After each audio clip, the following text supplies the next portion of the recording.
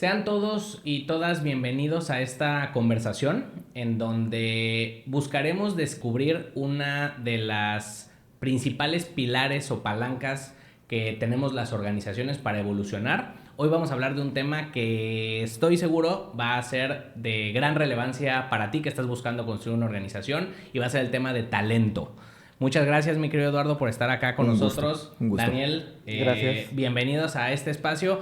Y la idea es, a través de, pues, un poco estos conceptos que iremos explorando, darle contenido de valor a las personas que nos están escuchando para identificar oportunidades a través de una gestión diferente, claro, de pues esta palabra, yo creo, tan de moda, tan importante en las organizaciones, que es el talento.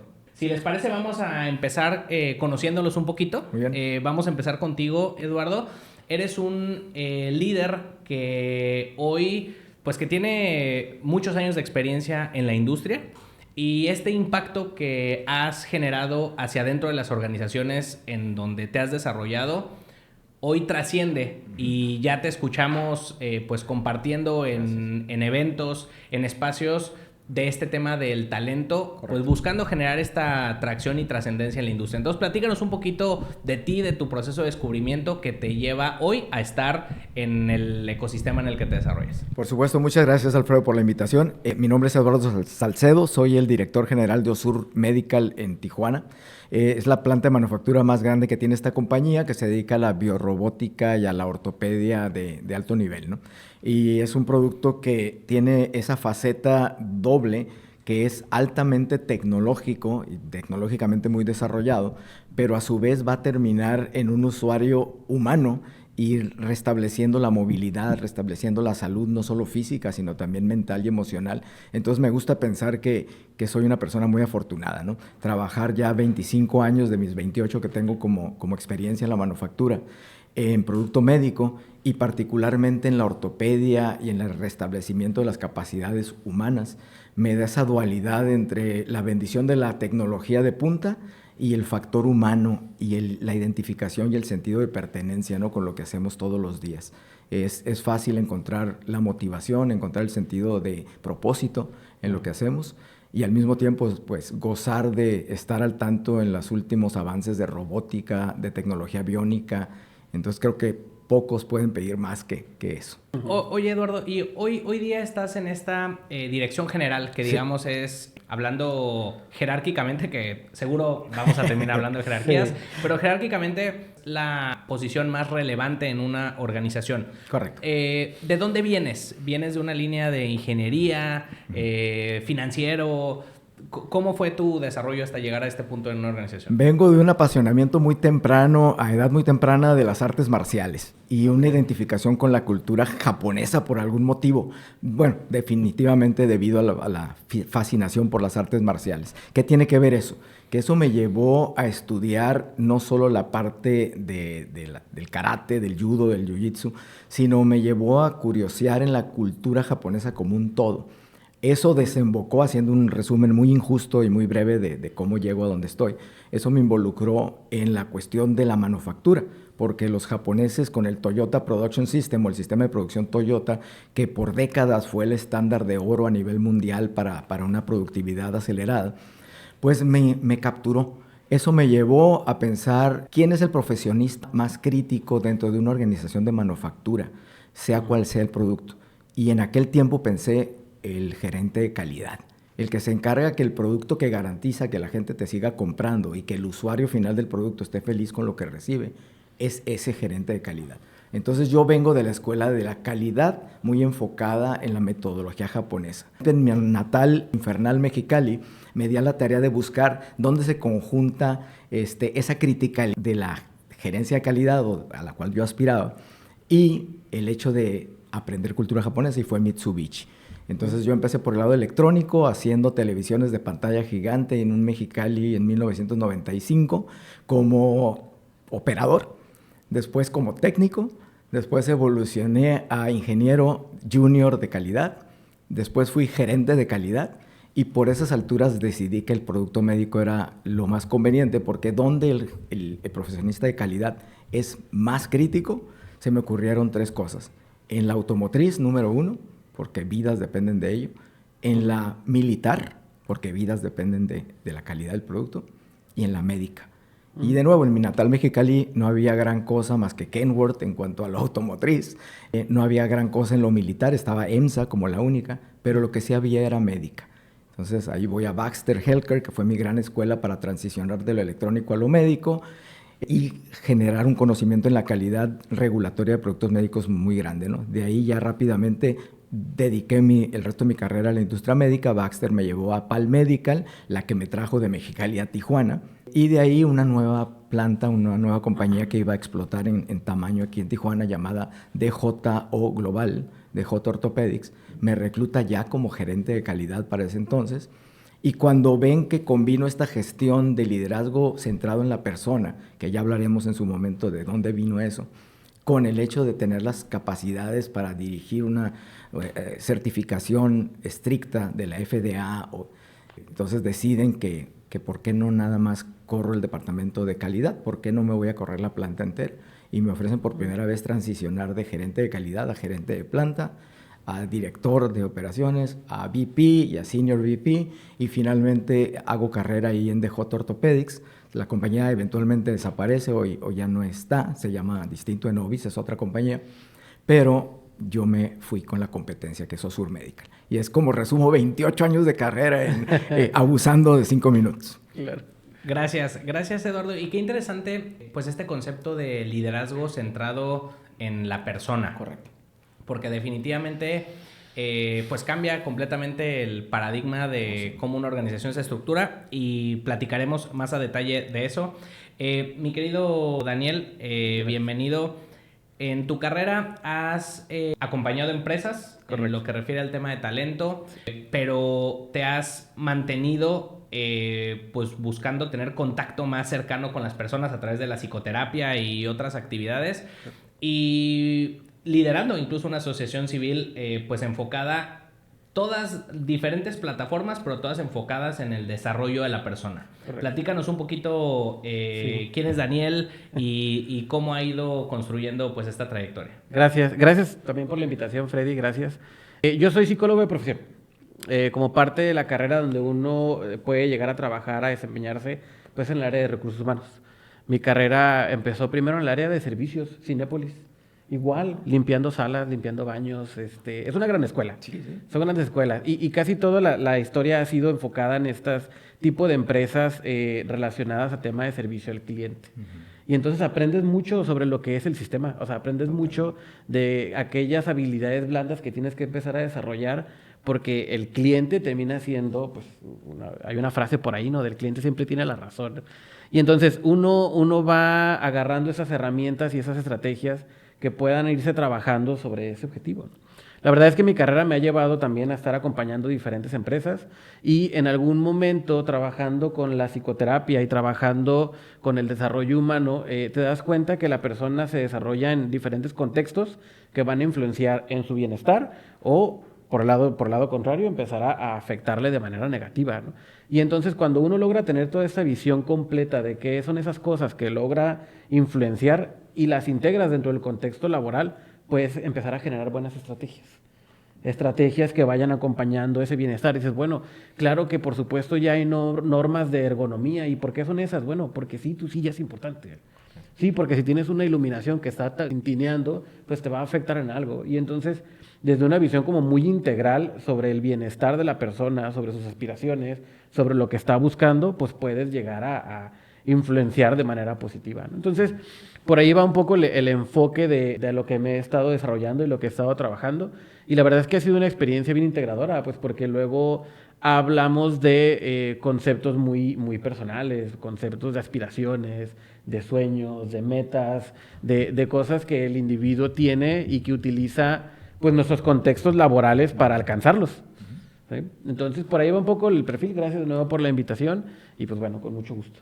Y fíjate qué puntos tan importantes tocas, porque creo que fue como un entramado de todas estas habilidades humanas, incluso hablabas de sueños, aspiraciones, pero después las conectas perfectamente con un tema estratégico y estructural de una empresa que quiere pues tener cierto impacto o que quiere lograr materializar cierto propósito. Y creo que la conversación va a ir girando muy en torno a eso. En este camino, Eduardo, seguramente has conocido muchos perfiles de liderazgos. Correcto. Y me parece que hoy día tenemos una era de directores generales, de CEOs, que cada vez están más conectados o cada vez entienden de mejor manera este tema humano. He conocido incluso directores de grandes empresas que están pues con un programa de formación de coaches y talleristas y dices, oye, ¿cómo dedicarle tu tiempo a eso si construyes estas grandes maquinarias que se exportan a X países? Platícanos un poquito de eso. ¿Cómo ha ido evolucionando el perfil del líder de empresa en las últimas 2 décadas? Y desde tu óptica, ¿cómo va a ir pues evolucionando en este balance de lo técnico y lo humano? Sí, es una realización que se ha dado a lo largo de las décadas, ¿no? Te vas dando cuenta que la preparación técnica es una plataforma muy limitada. Es decir, tú llegas a una posición de liderazgo y resulta que ya no vas a trabajar tanto con máquinas. Entre más subes la jerarquía, por llamarle así, organizacional, más te empiezas a separar un poquito de la maquinaria del piso de producción y más te empiezas a relacionar con el liderazgo de gente. Y no solo eso, sino ese liderazgo de gente que te va a retar a otros niveles, ¿no? En cuanto a diferentes perfiles de personalidad, diferentes maneras de interpretar lo que está sucediendo con la organización. Entonces, si eres un líder más o menos atento, te vas a dar cuenta que necesitas prepararte para adecuarte y adaptarte a lo que tan llamado es liderazgo situacional, ¿no? Yo acuñé por puro instinto la frase de para ser un líder necesitas ser psicólogo y aquí tenemos uno que puede atestiguar qué tan cierto es eso. Esa frase la acuñé por experiencia vivencial. Me encontraba yo en posiciones de liderazgo y me daba cuenta que mi desgaste, si podemos llamarle así, de energía, lo que me cansaba, era el hecho de que yo tenía que tolerar y tenía que manejar y tenía que canalizar diferentes tipos de personalidad, diferentes necesidades de la gente que me importaba mucho que siguiera su vida en el barco y trabajando. Entonces, tuve la fortuna de detectar eso a una etapa temprana y entonces dije, ok, entonces estoy dándome cuenta que mi trabajo como líder aquí tiene mucho que ver con el poder empatizar, pero no una empatía de quiero ser tu amigo para irnos a tomar unas cervezas o para... Eso vendrá junto con pegado, pero realmente quiero una empatía funcional, una empatía que realmente me permite entender cuáles son las aspiraciones, cuáles son los miedos, cosas que son difíciles porque comentábamos fuera de cámara, de repente primero tienes que conocerte a ti mismo y ver ese tipo de situaciones en ti, qué es lo que te amenaza, qué es lo que tú te autoimpones como una limitación o como una amenaza en el aspecto laboral y en el aspecto personal, para entonces poder proyectar eso con la persona que tienes enfrente. Y escúchenme hablar, no estoy sonando para nada a alguien que tiene un título universitario de ingeniería, ¿no? Sin embargo, soy completamente transparente y auténtico cuando te digo que el 80% de cualquier éxito pequeño o grande que haya podido tener yo en mi carrera profesional, el 80% se basa en mis habilidades interpersonales, en mi capacidad y mi deseo, mi voluntad de ser esa clase de líder, de centrarme en la persona. Y el 20% es toda esa experiencia en certificaciones médicas, en título universitario de ingeniería, y es contraintuitivo. ¿Por qué se da esa transformación que estás detectando, Alfredo, donde los líderes más y más se suscriben consciente o inconscientemente a esta clase de pensamiento, se preparan en estos aspectos?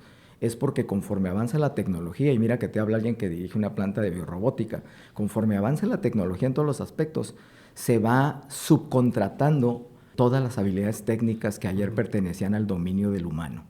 Entonces, ¿qué te queda como humano? La gran ventaja injusta que siempre vas a tener sobre la inteligencia artificial y sobre la automatización es el hecho de que eres humano. Esa es tu muy injusta ventaja porque jamás la automatización o la inteligencia artificial te va a poder superar en eso. Entonces, si no entendemos eso como líderes, ¿cómo esperamos que lo entiendan las generaciones que vienen detrás de nosotros si nosotros moldeamos las aspiraciones y lo que ellos entienden como los requisitos para llegar a donde tú estás? Creo que nos diste en esta intervención como idea de oro molido sobre oro molido. Y pues yo creo que es importante que tú que estás escuchando este video te cuestiones qué tanta parte de tu energía estás empleando en descubrir esas habilidades humanas de tu equipo, en desarrollar esas habilidades humanas tuyas. Y si la respuesta es no tanto, o en lugar de estar en el 80-20, estás en el 20-80 o poquito menos, imaginarte lo que podría pasar si lo hicieras, ¿no? Porque ahorita vamos a hablar de potencial y de posibilidades y de impactos. Y en ese sentido, Daniel, creo que algo que vas a compartir con esto que nos decía Eduardo es que pocas empresas, pocas organizaciones, digamos que como sistema, son conscientes de esto que con tanta fluidez nos está comentando Eduardo. Sí. Pocas empresas tienen una estrategia clara, porque ahorita tú decías, todos estos conceptos es importante empacarlos en una estrategia y una estructura para que funcione y entreguen un producto, ¿no? Correcto, sí. Pocas empresas tienen claridad en esta estrategia para primero cautivar talento y después desarrollar y potencializar ese talento. ¿Qué ideas o qué creencias identificas tú que hay en estas organizaciones que son las primeras limitantes que hay que brincar, romper, evolucionar, cuestionarse para poder entrar a este tema del desarrollo y del potencial humano? Justo ahorita que comentaba Eduardo sobre el tema de estar centrado en la persona. En su gran parte me ha tocado ver que la mayoría de las empresas no están centradas en la persona, están centradas en el proceso o en el resultado. Y entonces, en esa búsqueda de que los logros se cumplan, podemos empezar a aplicar ciertos hábitos o ciertas vías de comunicación que no son del todo favorables para la persona, ¿no? Creo que el gran ejemplo que estábamos también platicando ahorita es cuando nos cayó la pandemia. Cuando nos cae la pandemia y nos vamos todos a casa, de repente el problema principal del superior, del jefe, era ¿qué está haciendo? No lo puedo ver, entonces no trabaja. Y entonces esto nos termina obligando a cambiar la perspectiva de la forma en la que nos relacionamos con la persona. ¿Por qué? Porque en ese sentido aprendemos a confiar, aprendemos a acompañar, aprendemos a como líderes, ahorita que lo comentaba Eduardo, a tratar de generar un entorno en el que la persona se sienta dentro del bienestar, también enfocada y con mucha claridad de qué es aquello que le va a hacer alcanzar sus méritos. Uno de los grandes problemas es justo eso, no tener claridad, no tener la certeza o estar navegando en incertidumbres de qué es aquello que se supone que tengo que hacer o que se espera de mí, ¿sabes? Entonces, estos stoppers o estos retos es invertir la mayoría de nuestro tiempo en buscar la forma justifica, el medio justifica la forma, ¿no? Lo necesito para allá y hazle como puedas. Y entonces exponemos muchas veces al talento a situaciones incómodas que a largo plazo terminan llevándolos a estados de burnout. Entonces, entender ese contexto, esa parte global, el todo, te va a ayudar a poder desarrollar ese tipo de estrategias. Y creo que tocas ideas que conectan mucho con lo que nos compartía Eduardo, porque tú ahorita hablabas no tener claridad, no tener certeza, no confiar. Y Eduardo hablaba de pues esta importancia de autoconocerte. Si como líder no sabes qué es lo que quieres para ti en esta organización, y entonces te vas con la viada que lo que tú quieres para mantenerte a salvo es entregar resultados, pues de entrada al estarle pegando esta regañada o el reporte que lo quiero para ahorita, al final estás protegiéndote a ti mismo, exacto, ¿no? Y en ese sentido, Eduardo, ¿cómo romper o cómo dar este primer paso?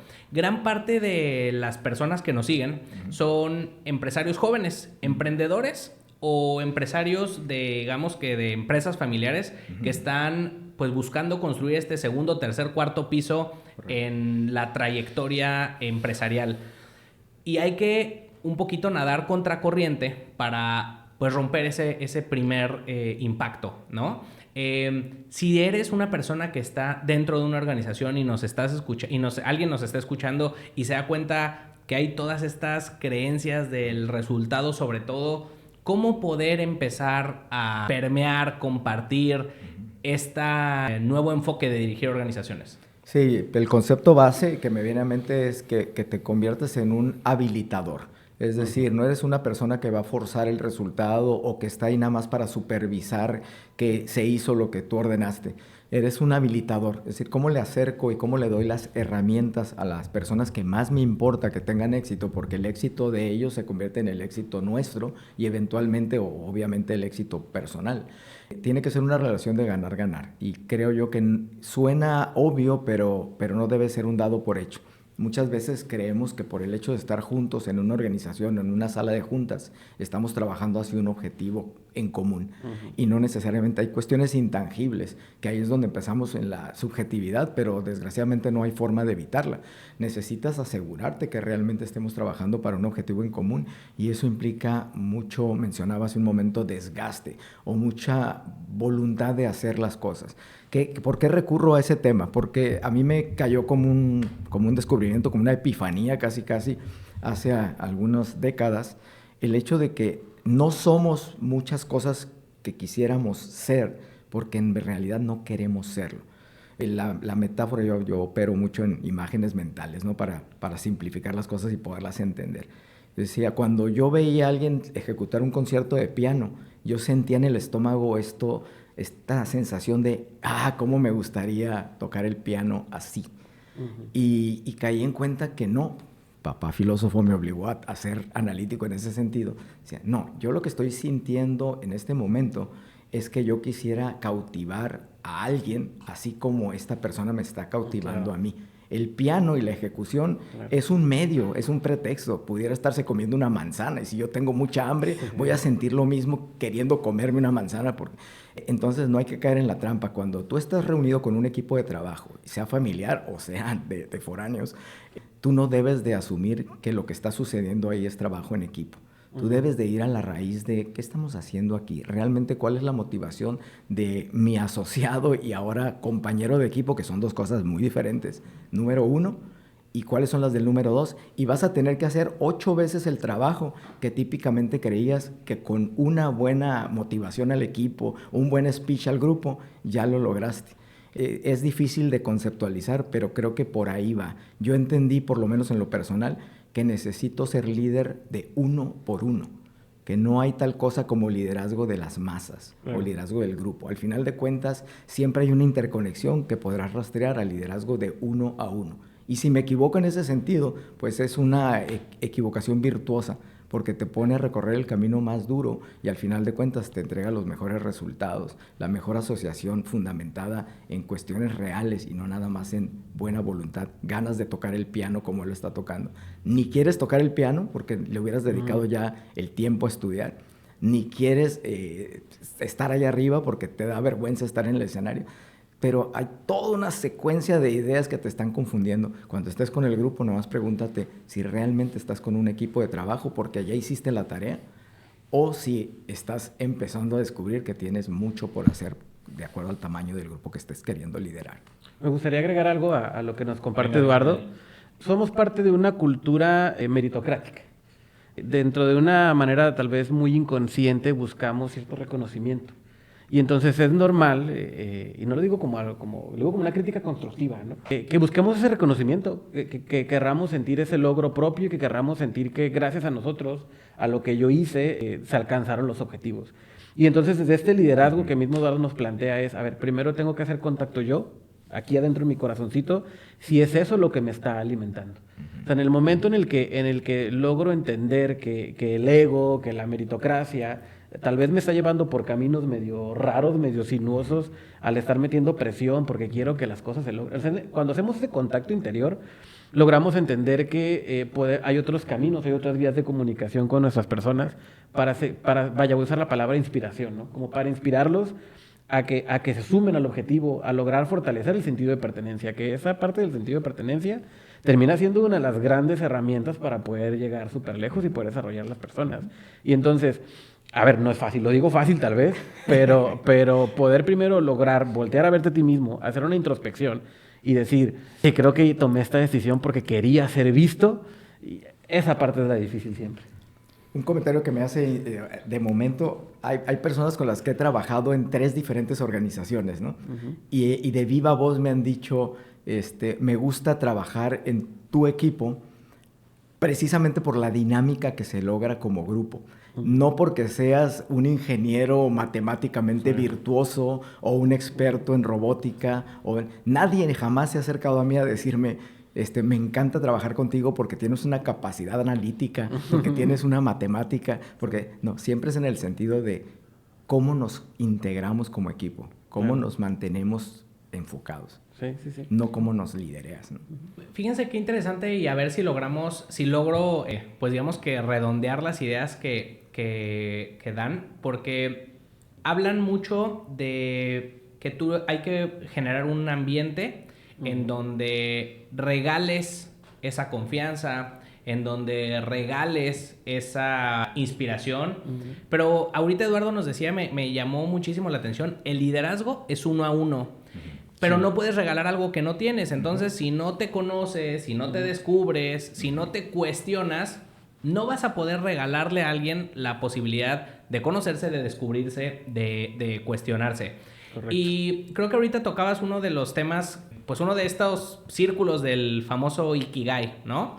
¿Qué es lo que quiero hacer con mi vida? Porque hay gente que viene a descubrir, y entonces es el gran científico que busca solucionar solito en su laboratorio esas problemáticas. O hay gente que viene a inspirar, que es este people person que quiere conectar con otras personas. Pero si no tienes claridad de qué es lo que quieres hacer contigo, te terminas confundiendo con las plataformas, y en lugar de usar la plataforma como plataforma, empiezas a creer que es el fin, ¿no? En el caso del piano, y probablemente un Eduardo menos consciente saliendo va y se compra un piano y listo, ¿no? Sí. Ahorita hablabas, Daniel, de las posibilidades que tiene una organización o de un equipo para eso que ahorita decías que suena bien fácil, de lograr cosas, ¿no?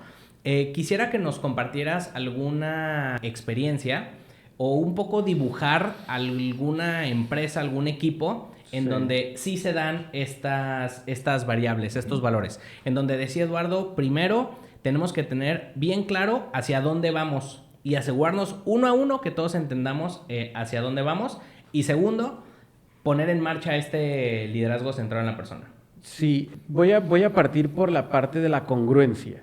Cuando la figura de liderazgo, independientemente si es gerente, dueño de empresa, cuando la figura de liderazgo es congruente, genera una estabilidad y genera una confianza.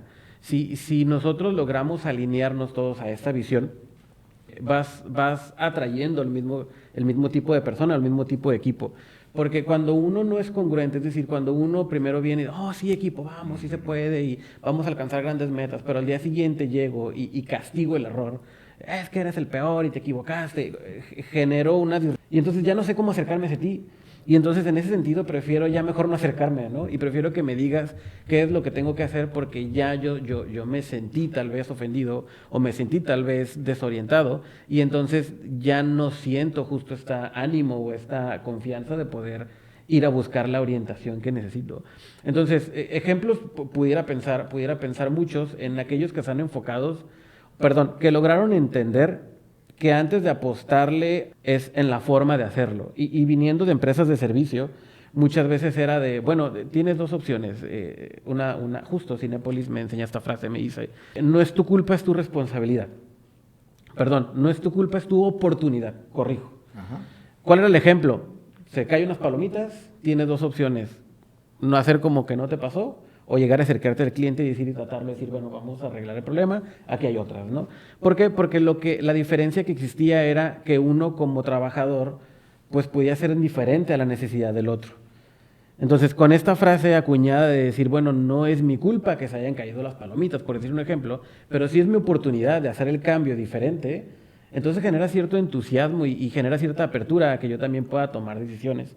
Entonces, poder lograr permear esta congruencia, que esta filosofía, esta visión de negocio venga desde las figuras que, dirigen, sería congruente con que yo también lo pueda hacer. De lo contrario, la verdad es que no voy a querer hacerlo.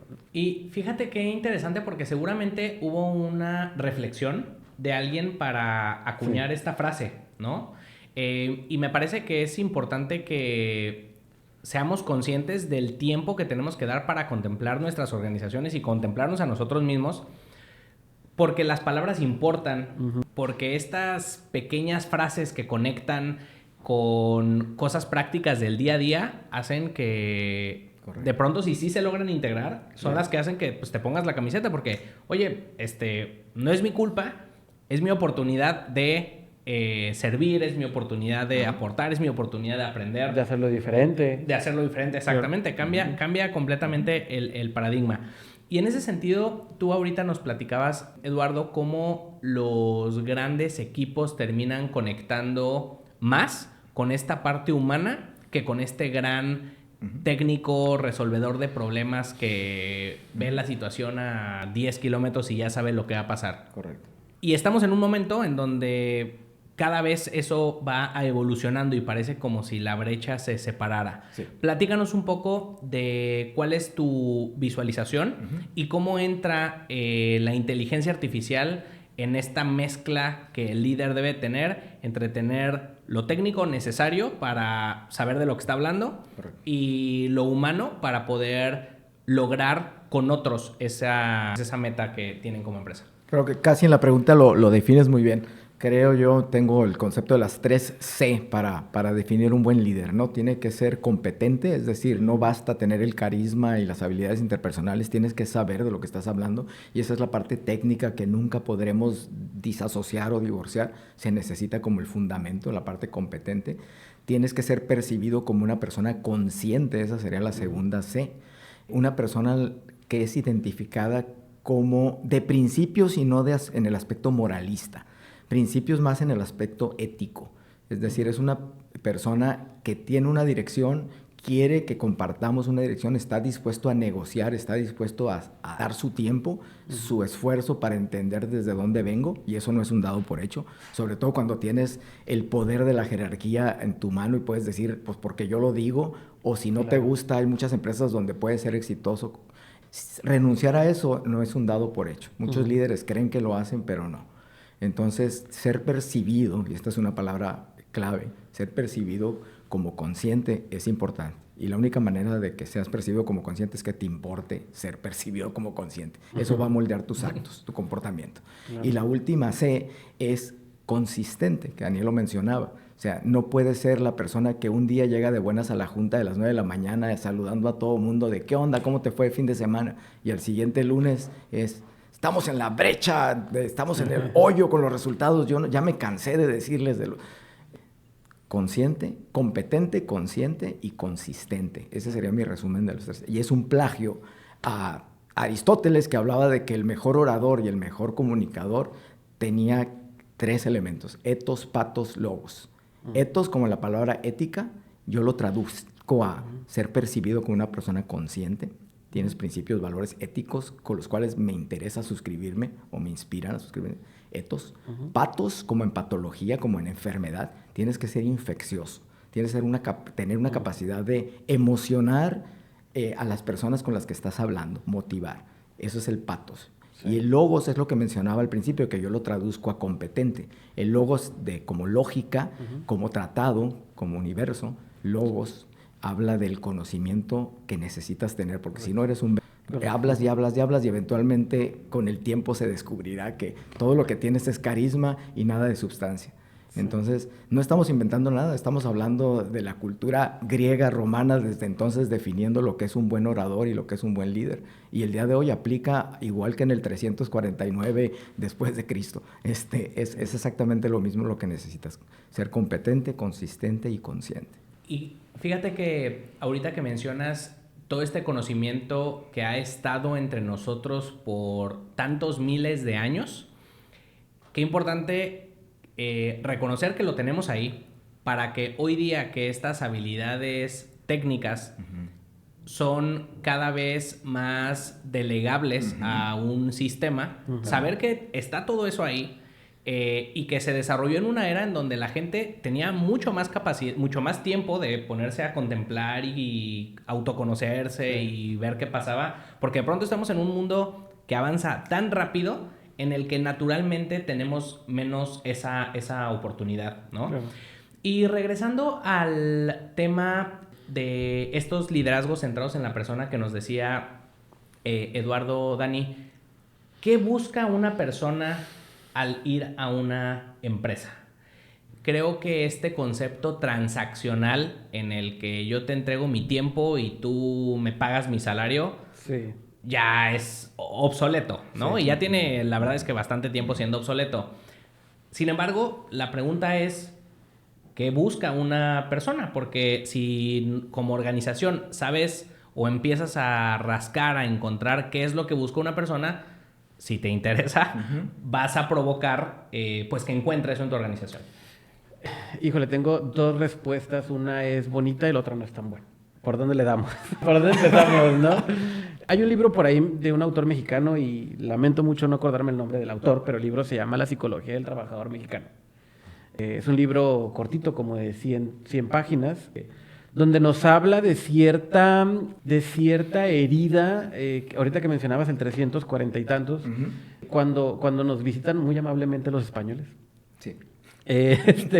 Nace una herida de búsqueda de reconocimiento y que queda en el trabajador. Cuando el español llega y hace lo que hizo con la mujer mexicana, la mujer toma un rol de desechada, de donde no la reconoce su pueblo, donde la rechaza su tribu, pero también la rechaza aquel que llegó, y entonces al terminar sola, tiene hijos que los hijos tienen el mismo contexto. ¿Sí? Entonces el hijo dice, bueno, ¿quién me ve?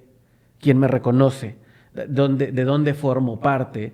Ellos no me aceptan, ellos no me aceptan. O sea, estamos hablando tal vez de algo muy oscuro, ¿no? De una herida. Sin embargo, desde la psicología del trabajador mexicano, lo que nos propone este autor es que esa es la tendencia natural a querer buscar esa aprobación y ese reconocimiento. El decir, bueno, somos seres sociales. Es nuestra naturaleza querer formar parte de algo y querer formar parte de algo más grande. Y entonces cuando nos encontramos desde un fondo de rechazo, hay un impulso natural a querer buscar formar parte de, lo cual ahora nos vamos a ir a Maslow, ¿no? A la pirámide de Maslow, que en el tercer nivel está la necesidad de afiliación. Entonces yo tengo una necesidad de sentirme protegido, de sentirme respaldado, de sentirme como parte de un grupo, de sentir que alguien me cuida, y entonces la empresa o la parte laboral termina fungiendo ese rol. ¿Por qué? Porque de fondo lo que necesito es una estabilidad. Para aquellos que hemos en algún momento intentado emprender y dejamos de trabajar en una empresa, nos encontramos con una realidad donde aquello que nos falta es la estabilidad. Y entonces buscamos que la empresa, en ese sentido, nos otorgue esta calma, nos otorgue esta confianza, nos otorgue esta forma de sentir que mi futuro no está en riesgo. A ver, empezamos con la parte feíta, ¿no?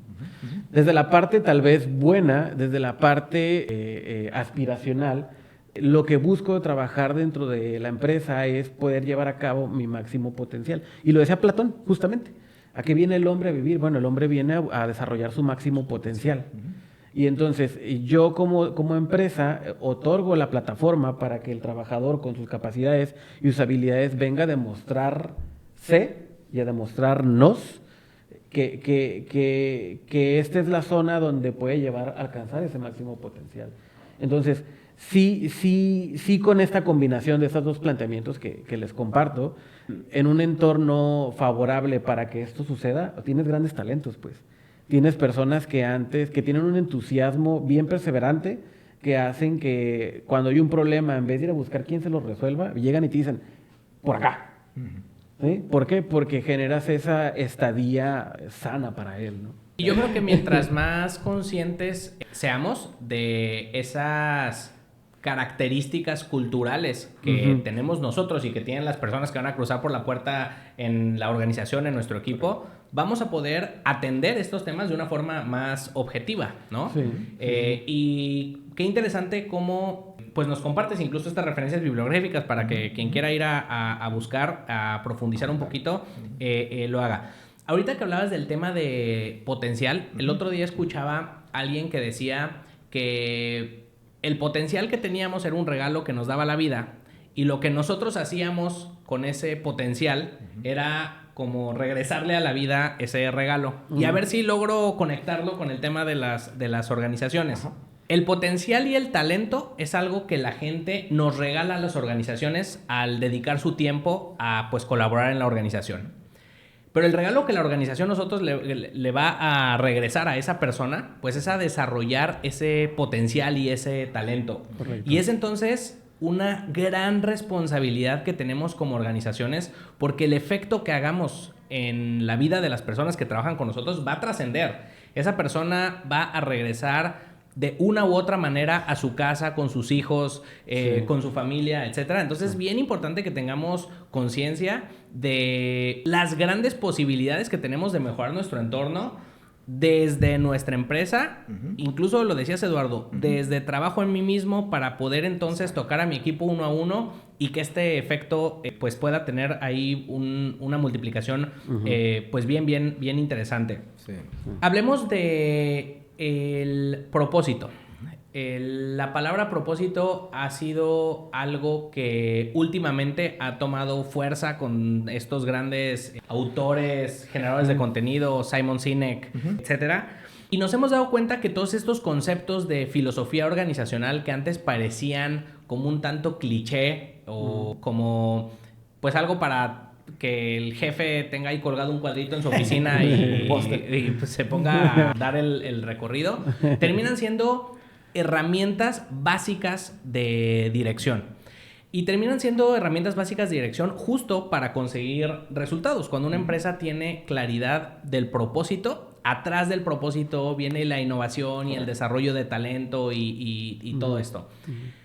¿Cómo contagiar, cómo descubrir ese propósito y después cómo contagiar, conectar al equipo con ese propósito para poder generar una estrategia organizacional que, pues, de un impacto real, Eduardo? Sí, yo creo que ese es el reto, ¿no? El reto es entender que a la vez somos seres multidimensionales, es decir, nos motivan muchas cosas. Yo tengo mis objetivos con mi familia, yo tengo mis objetivos económicos, mis objetivos profesionales, pero no puedo caer en la trampa de pensar que puedo disas aspiraciones de un aspecto de mi vida como si fuera un compartimiento separado con los de otra, ¿no? Entonces somos seres multidimensionales, pero a la vez todos compartimos una humanidad. Y hay que identificar dónde está esa correlación o esa intersección para poder trabajar en ello, porque es lo único que nos va a unir con los demás integrantes del equipo, con las demás personas en general, ¿no? ¿Cómo lo interpreto yo y cómo lo vuelvo pragmático para que no se quede nada más en conceptos filosóficos? Cuando yo recién entro a una organización o recién entré a OSUR, por ejemplo, me acuerdo que uno de los primeros speeches, por llamarles así chistosamente, que le di a mi nuevo grupo de trabajo, a nuestro nuevo grupo de trabajo, fue la prioridad número 1 aquí es calidad de vida. Entonces, qué insospechado que en tu primera plática con tu nuevo equipo les digas, y eso lo elaboré en el sentido, yo quiero que este fin de semana, y hablando coincidencias, yo quiero que los fines de semana que estés en el Cinépolis con tu pareja, con tu familia, no estés pensando, híjole, el lunes tengo que presentar resultados y salió la eficiencia baja y a ver cómo me va. No, yo te quiero enfocado en la película, yo te quiero enfocado en la carne asada con tu hijo, yo te quiero... Y fue un speech completamente insospechado, inesperado por el equipo, porque la prioridad es cómo llegamos juntos, porque les confesaba, realmente esa es mi aspiración. O sea, yo la estoy planteando aquí como el objetivo del equipo, pero realmente esa es mi aspiración. Yo no quiero estar sufriendo porque tengo que presentar resultados el lunes, cuando estoy el fin de semana con mi familia y en mi tiempo libre, ¿no? Entonces, les interesa cómo le hacemos todos, cada quien desde su trinchera, para que todos lleguemos a esa calidad de vida. Porque se dice que el mexicano opera de acuerdo a qué hay para mí. Mencionabas estereotipos y esquemas culturales, ¿no? Yo creo que no es una cuestión cultural mexicana, yo creo que es universal. O sea, todo mundo queremos observar, entender cuál es el beneficio que voy a obtener por mi esfuerzo, por mi talento, y entonces hablamos de compromiso. Si no, ni siquiera llegamos a hablar de compromiso. Y lo del talento, que conecta mucho con eso, porque no vas a llegar al talento de tu equipo si no primero dejas las reglas del juego bien claras. Todos tenemos un objetivo y no es la eficiencia. No es el indicador de productividad y no son los resultados de las variaciones financieras de manufactura. No, todos tenemos un objetivo y se llama calidad de vida. Para llegar a ese fin que todos, en eso sí, todos estamos en el mismo barco. Y ahí sí que se borran jerarquías organizacionales. Porque yo me la quiero pasar igual con mi familia como director, que tú como ingeniero, que tú como supervisor. Sí. Entonces, una vez que quedan esas reglas del juego establecidas claramente, nos volvemos al talento. Yo tengo la firme, ya no es creencia, la firme convicción, porque ya lo constaté una y otra vez, que tenemos gente talentosa izquierda y derecha, por todos lados. Aunque nos han vendido que no. Garbanzo la libra, aquel que te encuentras que es talentoso. No, tienes un montón de gente talentosa. Lo que no tenemos es gente acostumbrada a expresar, a exteriorizar ese talento. Ojo con ese concepto, porque eso es clave. Tú estás caminando sobre oro. Simplemente que el oro no sabe qué es oro. No está acostumbrado a expresarlo. Entonces tú tienes que generar toda clase de plataformas, y aquí es donde voy a irme un poquito extremo, pero en el 2010 tuve la gran fortuna de trabajar con un equipo que logró llegar al primer lugar a nivel nacional del mejor lugar para trabajar en México, por encima de Google, por encima de Grand Mayan Resort, una planta de manufactura en polvorientita Tijuana, por decir. Le ganó a Google, le ganó a Grand Mayan Resort. Por cierto, el día que nos dieron el premio allá en Ciudad de México de primer lugar nacional, fui con mi tocayo de Grand Mayan Resort, el administrador, que quedó en tercero, y le dije, ¿cómo ves? Una plantita de manufactura en Tijuana, primer lugar, y ustedes que están en el paraíso trabajando, claro, no creen en el mejor lugar para trabajar. Y me dice, te está fallando, tienes una falacia en tu principio, Eduardo, me dice mi tocayo. Estar trabajando en Grand Mayan Resort es como estar en una pastelería cuando estás a dieta. Ellos están ahí para trabajar, viendo cómo todo mundo goza de su tiempo libre en las condiciones más opulentas de deleite y disfrute. Y ellos no pueden gozarlo porque están trabajando. Entonces, esa dicotomía, muy inteligente mi tocayo, por eso está donde está. Todo eso me alimenta a mí esta manera de pensar donde, equivocar. O sea, estabas viendo el entorno y no estabas analizando a la persona. Liderazgo centrado en la persona, siempre rastrea a la persona. Esta gente tiene talento, simplemente no está acostumbrada a expresarlo. ¿Cómo lo logras? En aquel tiempo ganamos el primer lugar porque hicimos locuras como poner un sistema de karaoke en la cafetería, hacer un concurso en la planta de DJ Orthopedics de compone una canción que hable de cómo te sientes trabajando aquí.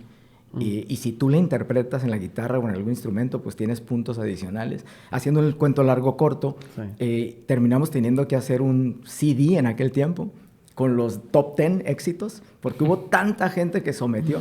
¿Y qué tiene que ver tocar la guitarra y cantar en la cafetería de tu planta de manufactura con lo que estamos hablando? Mi interés es que se conviertan en personas acostumbradas a expresar su talento.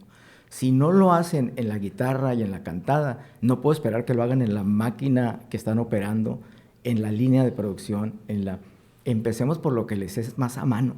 Y parece que no tiene que ver, pero psicológicamente puedes entender que una vez que te funcionó y fuiste reconocido por expresar un talento, vas a querer hacerlo en todos los aspectos de tu vida. Es una idea. Sí, todas estas situaciones, nos hemos dado cuenta también que pagarte una nómina semanal o quincenal ya no es la razón por la que estamos acá. No. En algún momento de nuestras vidas, en nuestras trayectorias fue de, pues tienes que hacer esto porque para eso te pago, ¿no? Tienes que hacer esto porque para eso es tu perfil de puesto. Y entonces el hacer actividades se convertía ya en algo que no necesariamente era satisfactorio. Y entonces entra este concepto de salario emocional.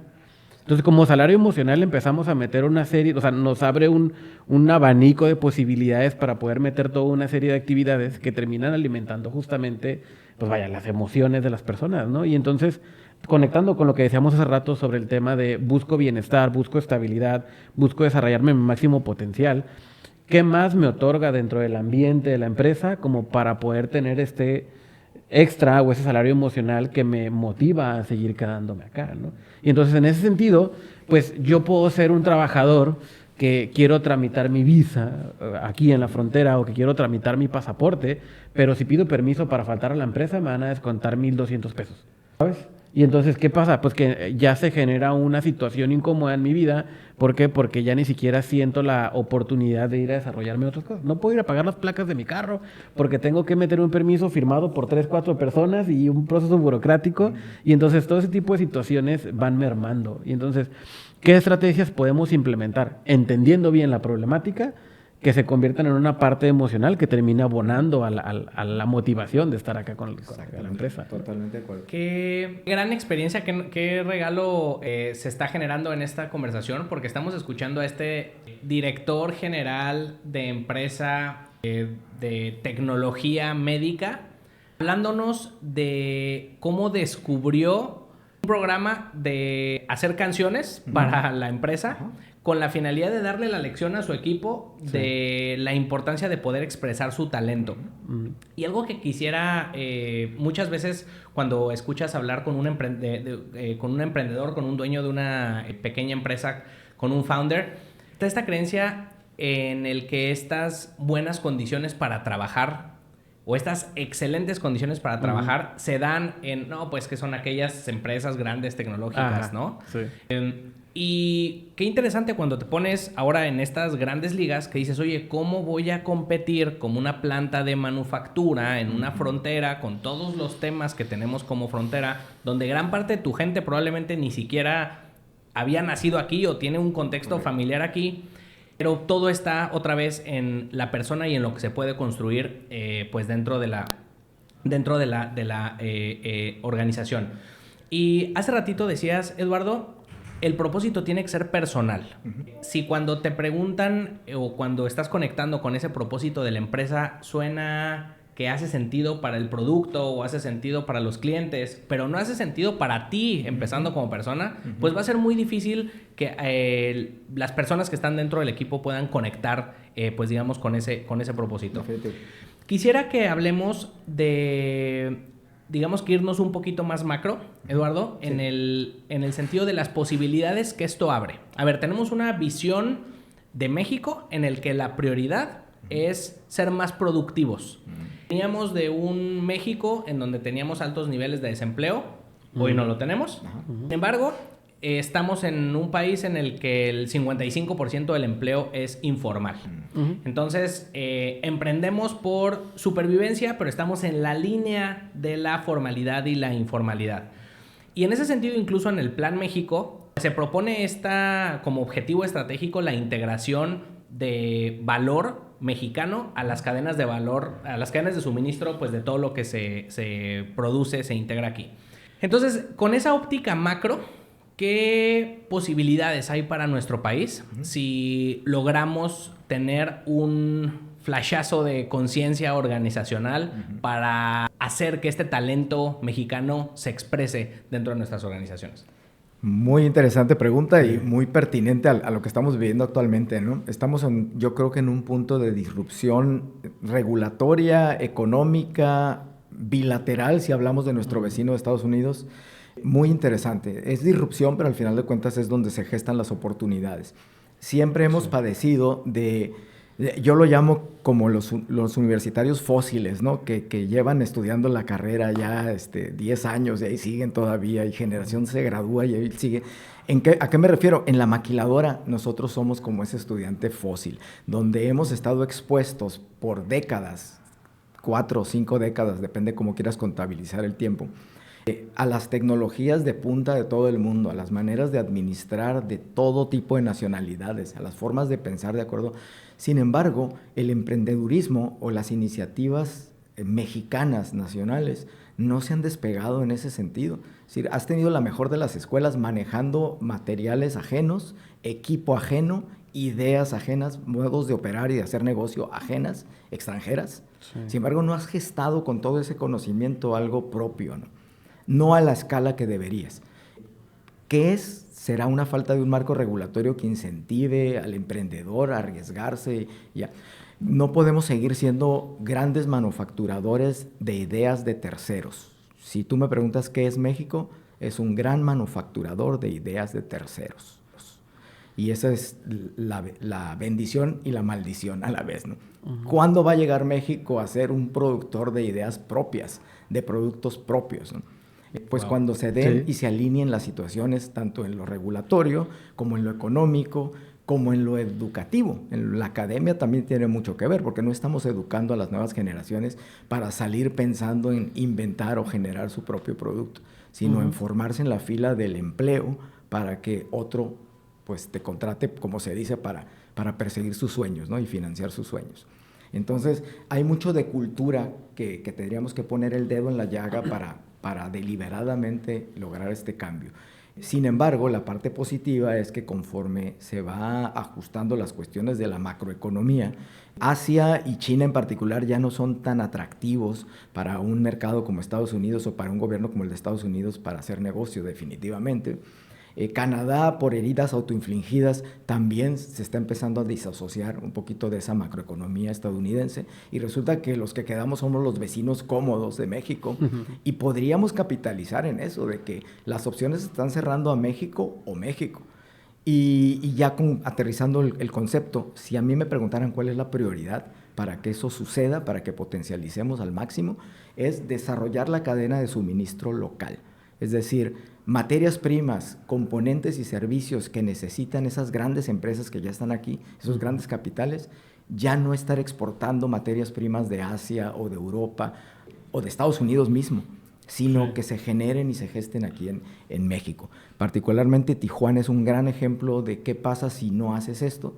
Cuando éramos la capital, y ahora estamos volviendo a hacerlo, la capital de producción de televisiones a nivel mundial, el día del famoso efecto dragón, fue bien fácil levantar todas esas plantas y llevárselas, porque no había como un árbol que no tiene raíces, no había una cadena de suministro amarrada, donde no solo hago mi producto final, sino compro mi materia prima y compro mis procesos subarrendados en México. No había tal cosa, era hago mi producto final, pero sabes que los componentes vienen de Asia, de Estados Unidos, de Europa, da igual dónde ensamblo el producto final. Si hubiéramos hecho la tarea todas esas décadas y hubiéramos desarrollado las raíces de ese árbol, la piensas 2 veces antes de trasplantar un árbol cuyas raíces ya están muy extendidas. En cambio, un árbol que no tiene raíces todavía es fácil de trasplantar y llevártelo de México a Asia, o llevártelo de México a Marruecos, o de Tijuana a Costa Rica. Y eso es lo que nos puede pasar si seguimos solo manufacturando el producto final y no desarrollando la cadena de suministro. Muy interesante, y creo que esto nos lleva a este concepto de enamórate de tu problema y no de tu solución, ¿no? Porque muchas veces cuando estamos hablando de estas posibilidades de emprendimiento para integrarte a estas cadenas de suministro de grandes empresas, lo primero a lo que conecta la mente es qué puedo rápidamente vender, justo por esta búsqueda de tener el resultado, ¿no? Sin embargo, si como proveedores nos obsesionamos por entender las problemáticas estratégicas que tienen nuestros clientes, que tiene este mercado que cada vez, lo dices muy bien, Eduardo, se vuelve uno mismo, que es México, Estados Unidos, pues entonces podrían nacer esas ideas, esas soluciones complejas en donde pues las raíces son un ecosistema de pymes que son mis proveedores y que son innovadoras, pero aparte un ecosistema de generación de talento que me va a costar muchísimo trabajo podérmelo llevar a otro lugar, y pues nos fortalecemos muy importante en esa posición. Para ir cerrando un poco la conversación, mi querido Dani, hemos hablado de muchos temas de lo que tiene que hacer el líder o de las cosas que se tiene que dar cuenta. Y voy a corregir, no el líder, sino los líderes dentro de una organización. ¿Cómo medir eso? Es decir, normalmente hablamos de resultados y rápidamente se nos viene un estado financiero a la mente. Sin embargo, estoy seguro que debe de haber alguna manera de medir esa influencia, esa conexión, ese despertar de la expresión de los talentos que hablaba Eduardo. ¿Por dónde buscar si es que, digamos, queremos más o menos tener una sensación de progreso en ese sentido en nuestras organizaciones? Gran pregunta. A ver, hay muchos acercamientos en ese sentido. Todo tiene que estar alineado a la planeación estratégica al final del día, que esté enfocada justamente en velar por este bienestar del trabajador. Si tú tomas indicadores como factores de riesgo psicosocial, si tú tomas indicadores como evaluación 360, como clima laboral, como todos estos indicadores que ya existen, pero que a lo mejor antes no eran tomados tan en serio por estar enfocados meramente en el producto final, la verdad es que sí te da una data bastante sustanciosa de cómo se está manifestando tu empresa. Claro que si tienes una cultura de confianza, vas a poder permitir que esta compartir de información sea honesta, ¿no? Sin embargo, si tú quieres medir el bienestar, lo vas a ver principalmente en el índice de rotación. Cuando tú no tienes algo estable, algo que aspiracional o algo que motive al trabajador que se sienta cómodo contigo, por 100 pesos se te va y se te va con el vecino de enfrente. ¿Sí? ¿Por qué? Porque ese es hay un concepto que se llama renuncia silenciosa dentro de las empresas. Y la renuncia silenciosa justo es, pues sigo haciendo lo mío, pero ya hago el mínimo esfuerzo. ¿Por qué? Porque ya no estoy motivado, porque ya no vengo con las ganas de trabajar y porque ya no quiero conectar con nadie, incluso ni alcanzar mis más grandes aspiraciones, ¿no? Y entonces tienes a una persona que está allí solo existiendo, y termina convirtiéndose en rotación a largo plazo. A ver, tampoco es un concepto nuevo, porque cuando hemos medido la rotación sabemos que nos cuesta. Y nos cuesta invertir tiempo en reclutar, y nos cuesta invertir tiempo en capacitar, y nos cuesta invertir tiempo hasta en darte uniforme, para que cuando no exista este sentido de pertenencia y este bienestar, mira, ¿no? Y aquí enfrente con el vecino. Y entonces todos estos sistemas de bienestar se convierten en sistema de lealtad, que cuando tú tienes una empresa estable con una rotación muy baja, tienes procesos controlados, tienes metas alcanzadas, tienes propósitos a largo plazo, o sea, tienes como todo este objetivo bien cumplido, bueno, sobre todo bien diseñado, pero bien cumplido, porque eres congruente con ello. Entonces creo que por ahí puede ser uno de los indicadores que acabo de mencionar ahorita, que te van a dar mucha carnita para poder orientar a saber que estás tomando buenas decisiones. Y creo que es importante que identifiquemos cómo Dani nos habló. Yo le hacía una pregunta bien enfocada en lo humano, pero terminaste conectando lo humano con los procesos y con las herramientas. Sí. Si intentas empujar una cultura de mucha confianza y escucha, pero no tienes claro cómo se hace el proceso, si no tienes las herramientas necesarias para poder llevar a cabo ese proceso de una forma, pues con una buena posibilidad de éxito, va a ser imposible estar alimentando desde el exterior pues este sentido de logro cuando el mismo proceso hace que sea imposible poder llevarlo a cabo. Como reflexión de cierre, Eduardo, creo que pues tenemos un ecosistema, como lo decíamos, muy emprendedor, principalmente de empresas familiares. Y uno de los grandes retos que tienen estas empresas familiares es la trascendencia generacional. Si hoy día tuvieras enfrente de ti a este papá, mamá, fundadora de empresa, que está en el proceso de integrar a sus siguientes generaciones a la empresa, ¿qué consejo le darías para poder facilitar un liderazgo como el que hoy nuestro mundo, nuestro país necesita? Es una tarea titánica, pero creo que se tiene que intentar, ¿no? Básicamente las nuevas generaciones creo que necesitan desarrollar mucho lo que hemos platicado a lo largo de este episodio, que es esa capacidad de hacer la introspección con fin de poder proyectar eso a un liderazgo, ¿no?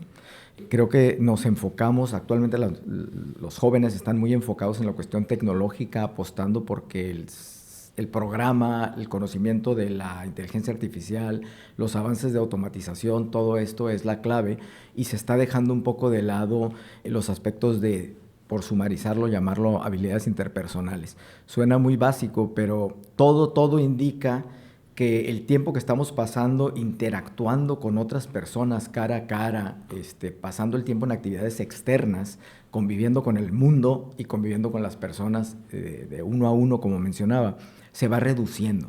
Es decir, toda la tecnología nos habla de tú con un aparato.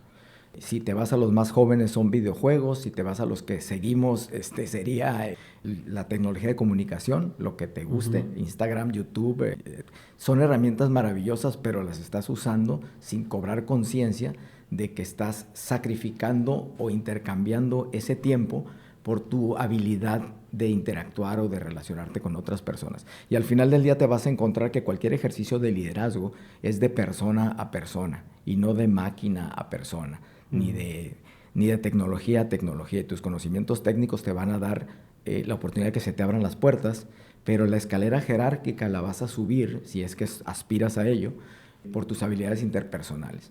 Entonces, el balance 80-20 que mencionaba al principio del episodio, creo que es algo que tendría yo que transmitirle a mi siguiente generación. Te necesito ver capaz de liderar a un equipo de trabajo de humanos. Y para eso, el primer ejercicio de liderazgo es el que ejerces sobre ti mismo. Se ha puesto muy de moda hablar y hablar del estoicismo. Pues de alguna manera hace 15, 20 años vino la locura del estoicismo y todo el mundo que no había estudiado filosofía en su vida está hablando de yo soy bien estoico y yo me suscribo a la escuela del estoicismo. Y digo yo, ¿has leído algo de Celio? ¿Entiendes un poquito la reflexión de dónde viene? Hablaba Daniel de meritocracia hace un momento. Pues estamos en la antítesis del estoicismo.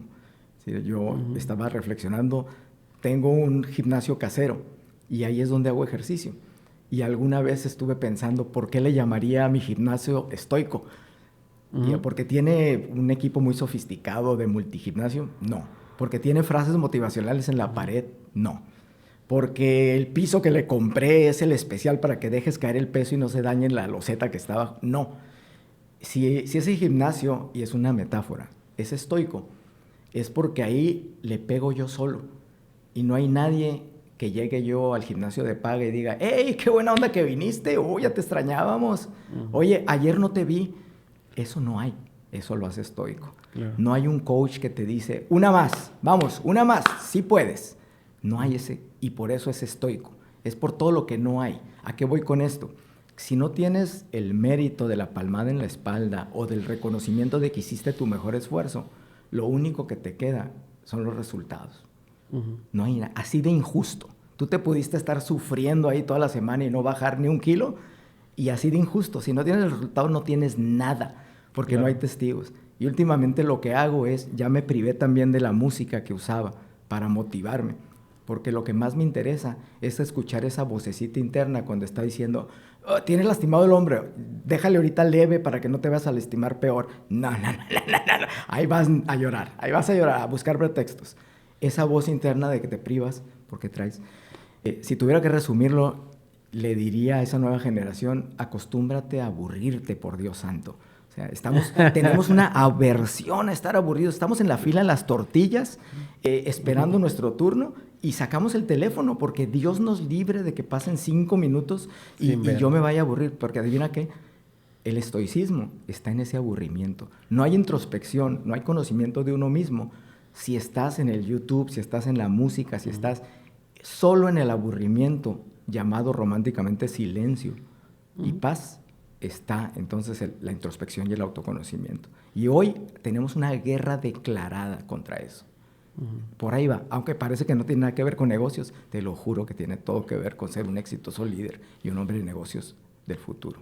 No, y qué gran lección cuando tenemos toda una industria encargada de entretenernos, ¿no? Que incluso la palabra es esa parte en la que ni te tienes ni no te tienes, como si estuvieras contigo mismo sin estar nada más flotando, existiendo, pues viendo algo para dejar de conectar pues con esas ideas, con esa voz, con esa capacidad de contemplarte.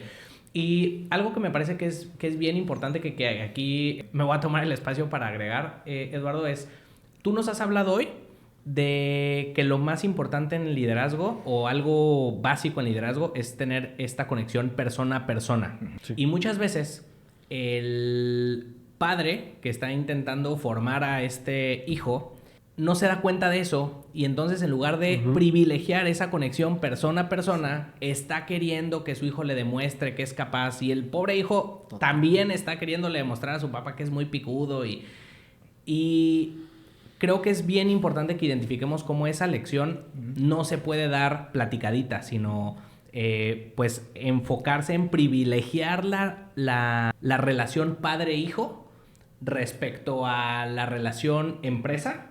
Porque no va a dejar de ser su papá ni va a dejar de ser su hijo. Entonces, si no se logra tener una alineación de qué es lo que mi hijo está buscando en este proceso y qué es lo que yo estoy buscando en este proceso, y los dos nos conocemos y cuidamos eso que estamos buscando en la relación, pues va a ser muy pues llena de fricción, ¿no? Ese proceso de transición. Me ha tocado ver, porque he tenido la fortuna y el privilegio de estar trabajando con varias empresas familiares. Y parece que se hereda el negocio, pero lo que no se hereda es el control. Porque luego la figura que era antes el dueño de, o por decirlo de una forma, sigue metiendo sigue metiendo ahí, sigue metiendo. Totalmente. Y entonces se genera cierta desconfianza. Y, bueno, entonces yo que ahora tengo el poder, ¿no?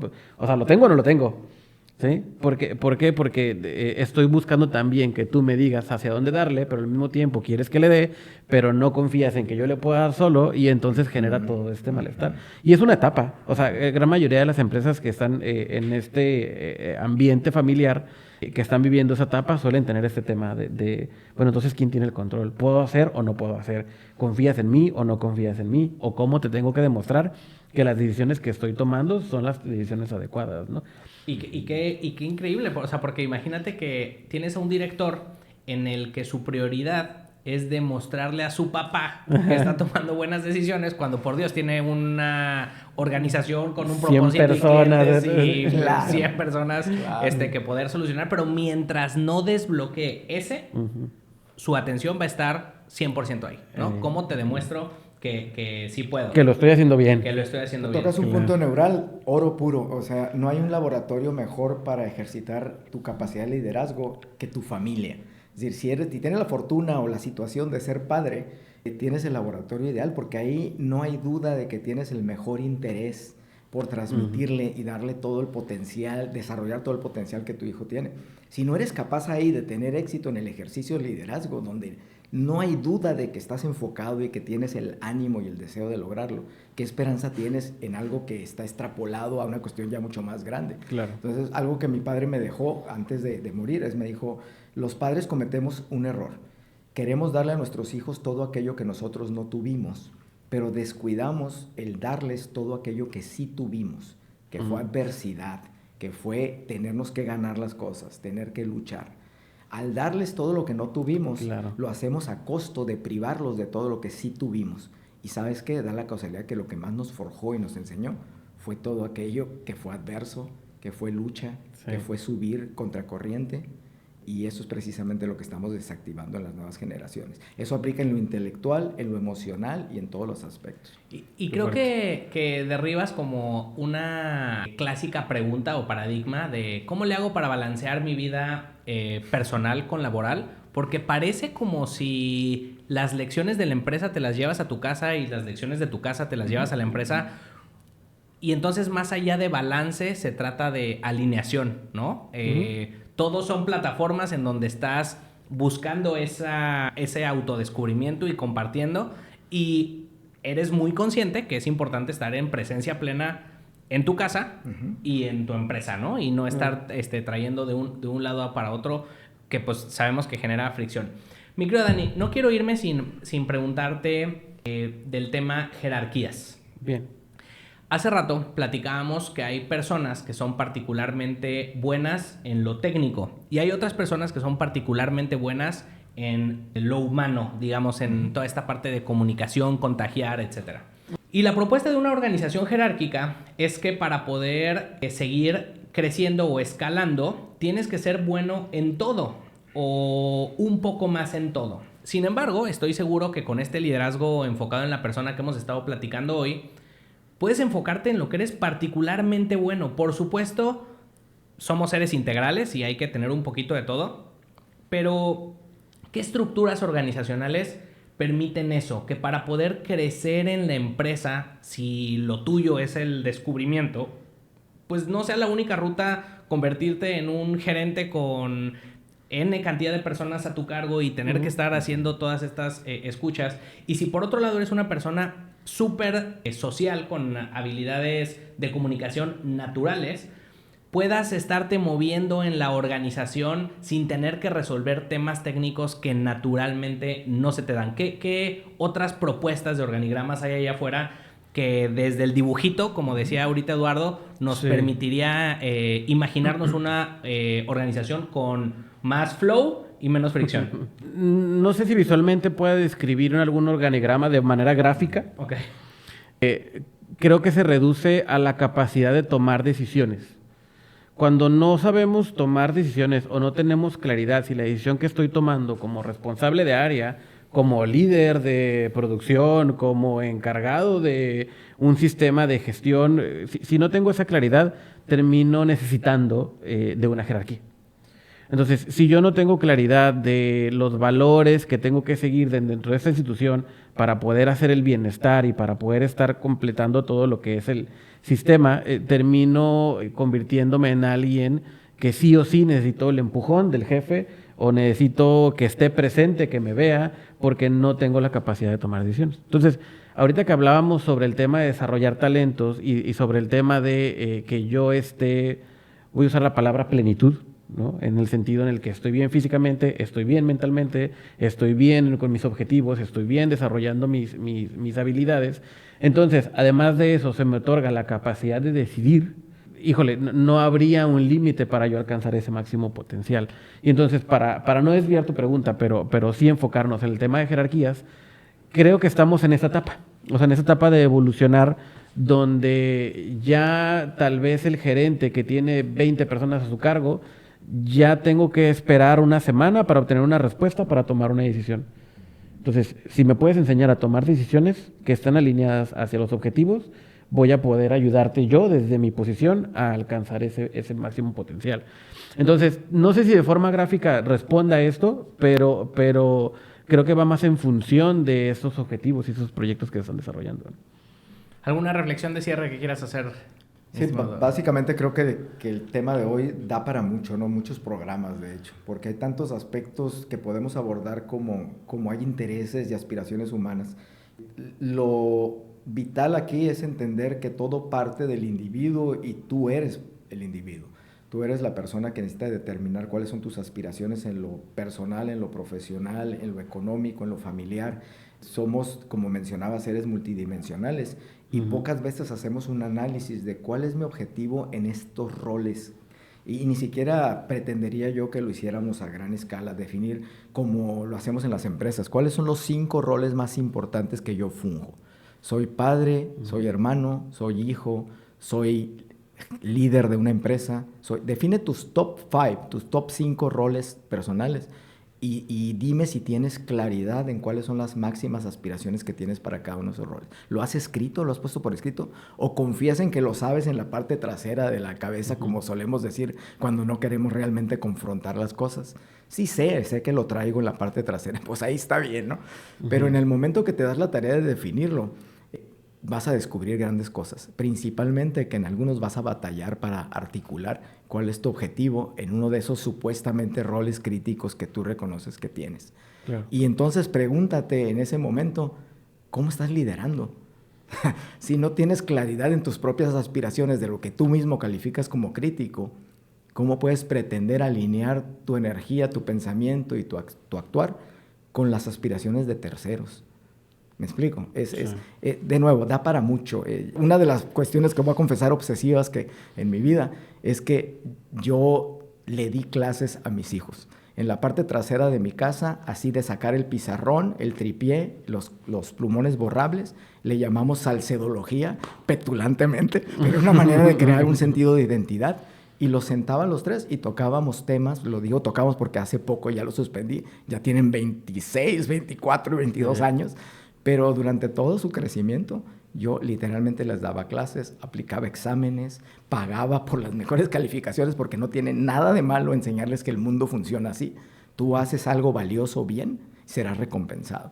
Claro. Y tocábamos toda esta clase de temas. ¿Cuál es tu línea de vida? ¿Qué crees que va a pasar en los siguientes 10 años? De eso hasta Stephen Covey, qué es ser proactivo, qué es... Todo eso pasó por las aulas inexistentes e informales del patio trasero de mi casa. Eso es compromiso, porque un día hice este análisis y dije, una de las prioridades en uno de mis roles críticos, que es el de padre, pues implica desarrollar el máximo potencial de mis hijos. Y eso me requirió tiempo, esfuerzo y mucho PowerPoint. La verdad es que qué gran conversación, decirles a ambos que este es su espacio. Estoy seguro que hoy encontramos muchas ramitas de por dónde volver a juntarnos para platicar, pero creo que algo que es importante que nos llevemos, el liderazgo empieza por uno mismo. Por uno mismo. Y todos los ambientes son oportunidades para expresar ese liderazgo. Creo que la fórmula que se quedó hoy o el ingrediente clave es claridad.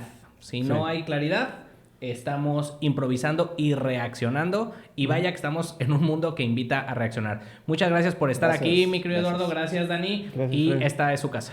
Gracias. Muchas gracias. Gracias por la invitación y mucho gusto. Igualmente, mucho gusto y gracias. Esperemos vernos muy pronto.